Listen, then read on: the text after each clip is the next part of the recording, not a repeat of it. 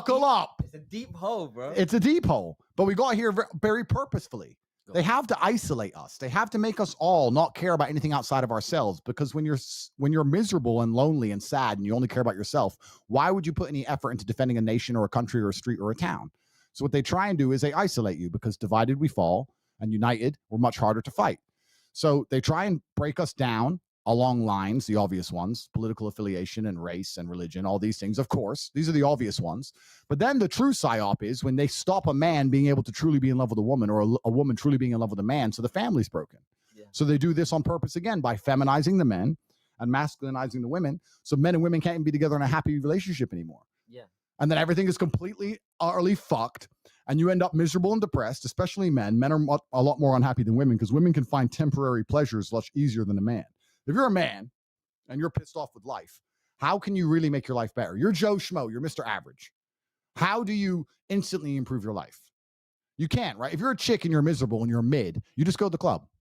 You get taken out. You get taken somewhere. You get invited somewhere. You can date a new guy every week. You get to go to new restaurants all the time. You get flown out to Dubai. You get to distract yourself. How does the average man distract himself from crippling depression? See, a woman can go out and find someone to give them what they want, and a man has to work for it. Absolutely. And then they say, but it's a patriarchy and women are oppressed, and they come out with some more garbage, and they entitle women even further into believing somehow that they're oppressed. It's actually really interesting, the suppression argument, because they say men oppress women. And I'm like, why? Or you're oppressive if you care about something now. They've psyoped the world into thinking if you care about a woman, you're oppressive over her.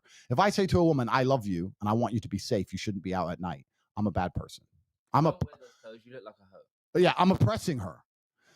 If my security team say we're not going there that time at night, are they oppressing me? Or do they care about me? Do they work for me?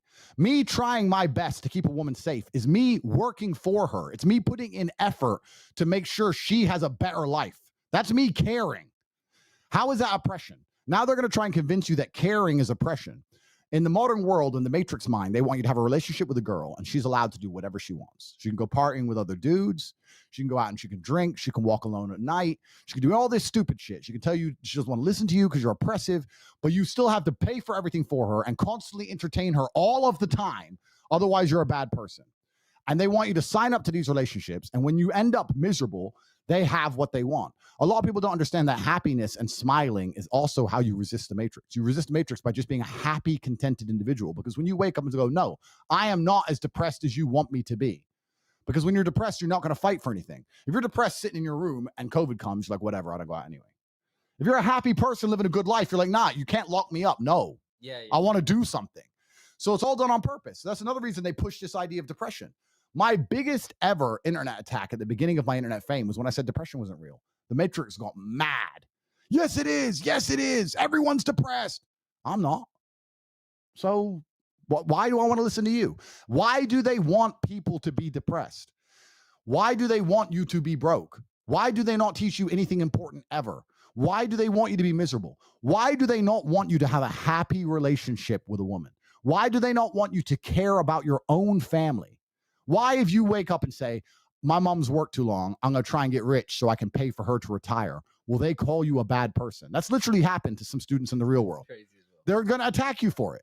And they're doing it very purposefully because they want you to be a miserable, selfish person. Because if you're ultimately selfish, you don't care about anything outside of yourself, which means you're never going to resist. And the slave mind requires selfishness, and it requires unhappiness. You need to be a very happy person who cares about other people. The Matrix can't stand that I feed children. They hate me for it. When the BBC sit down with me, they're like, yeah, but why do you do this? Why do you do charity? Is it to try and change your image?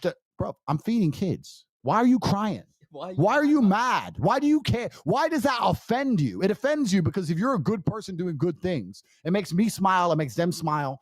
Happiness is outlawed. You have to be depressed and miserable and sad all the time to the point where your own mother can be dying. And you're like, oh, why are you dying for? I want to go Burning Man. This is long.